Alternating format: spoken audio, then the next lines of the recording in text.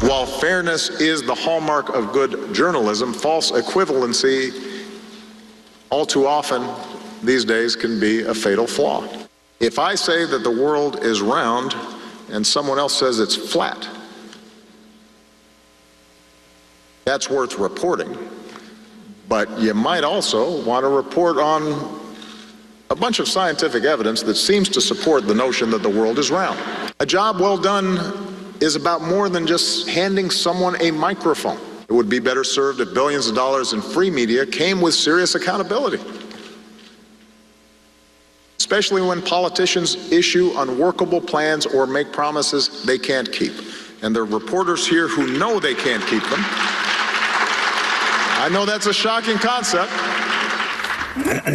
There's a man lecturing the media on how to do their business, the man who has not sat down for an extended interview with the Washington Post in 7.5 years, and yet gladly submits himself to being interviewed by YouTube stars who sit in bathtubs with milk and Fruit Loops. The one with the big hair, yes. Okay, so that was President Obama speaking last night at the Toner Prize Awards dinner in D.C. President Obama calling on the media to hold themselves to a higher standard. Fruit Loops, I say, and I think it was Apple Jacks. Yeah, and also another podcast called WTF. So, with a liberal L.A. comedian. But hasn't sat down with the Washington Post in 7.5 years, but we really should hold ourselves to a higher standard. And while taking some responsibility for the divisive culture in American politics, he also called on media companies to invest back into the public good and, quote, not dumb down the news. Some in the press corps were less than impressed. Mark Knoller of CBS News tweeted, "You're supposed to push those in power for more evidence and more access," says President Obama, even though the White House doesn't always provide it.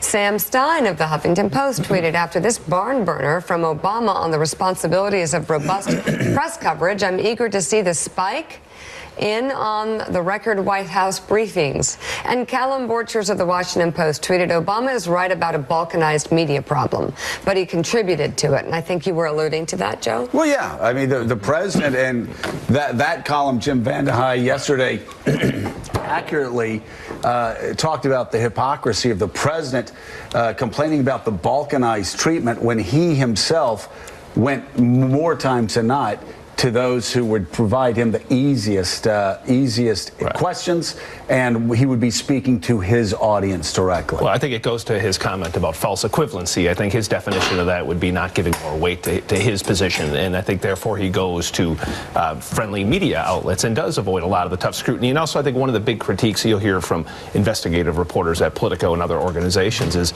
just the lack of transparency in the FOIA process and other instruments that government can do. So there's no doubt reporters can always do a better job of scrutinizing and explaining. I'd also say that White Houses can do a heck of a lot better job in being able to offer transparency on their end. And any reporter who's dealt with this White House would say it's as frustrating, if not more frustrating, than dealing with the extraordinarily frustrating, isn't it? Well, it definitely can be. Many times it is. And, you know, it just drives me nuts. These lectures about how to cover Donald Trump, basically. I mean, he's talking about that. And in fact, we write those stories. We write the stories about how his numbers don't add up and it doesn't make any sense. The frustration is that the voters keep voting for him, and we're supposed to do something about that. Exactly. Jim Vandehei, thank you very much this morning. Coming up, a man hijacks a plane bound for Cairo, then lets most of the passengers go. We'll have the latest in the breaking news in just a moment. Plus, the ceiling on Donald Trump's national polling keeps going up. The Washington Post, Chris Cillizza, and Andrea Mitchell joined the conversation. He'll never get to